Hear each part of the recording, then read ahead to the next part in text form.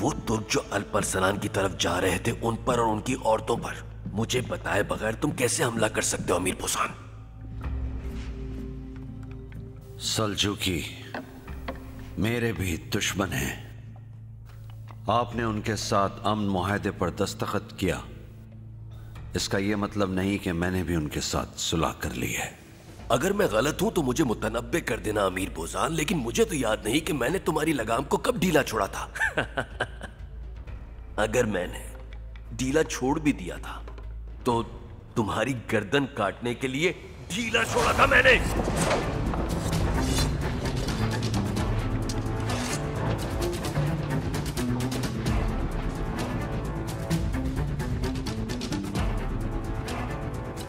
नजर आ रहा है कि अब तुम्हें मुझ पे भी भरोसा नहीं।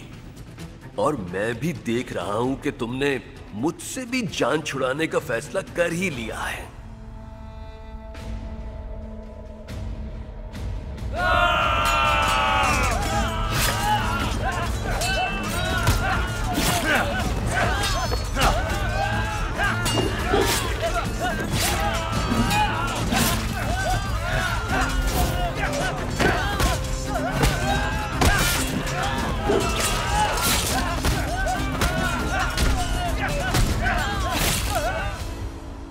हमने पूरी जान लगाकर अपना दिफा किया सरदार, लेकिन हम उन शैतानों पर काबू ना पा सके।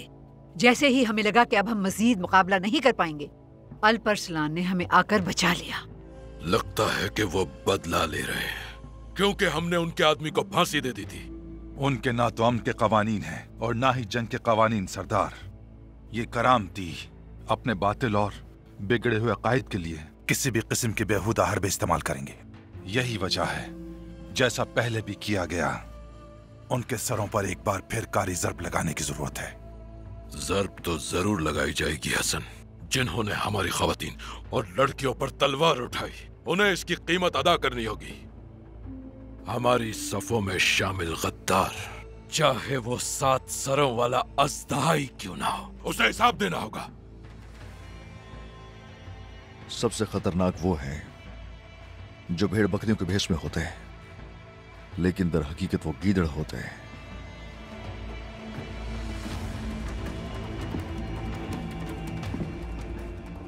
अल्लाह हमें ऐसे दुश्मनों से निजात दिलाए।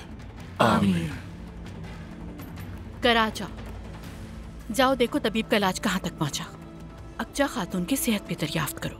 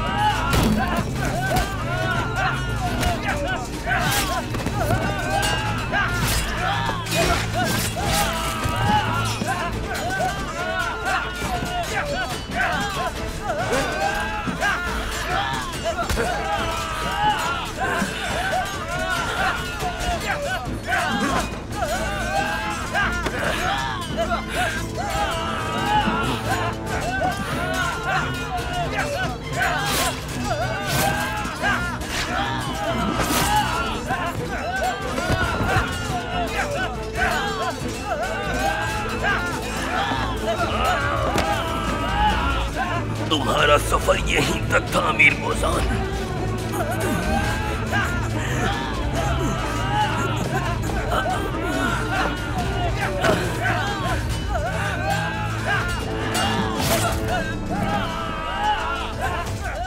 अब कैसे बचोगे?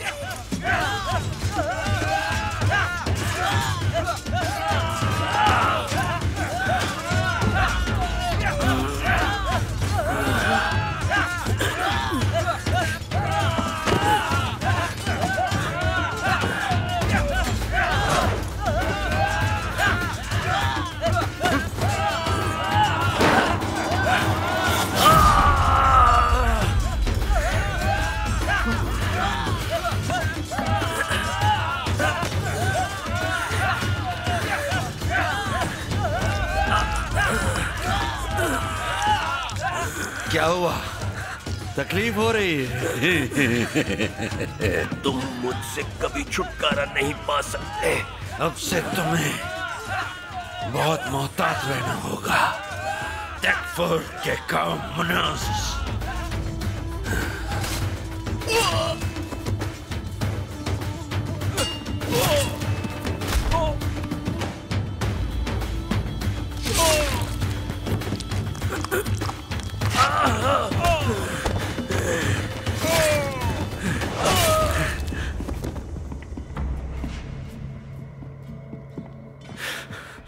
मतलब ये कि अब हम पर पीठ पर भी वार हो सकता है ड्यूकनेस।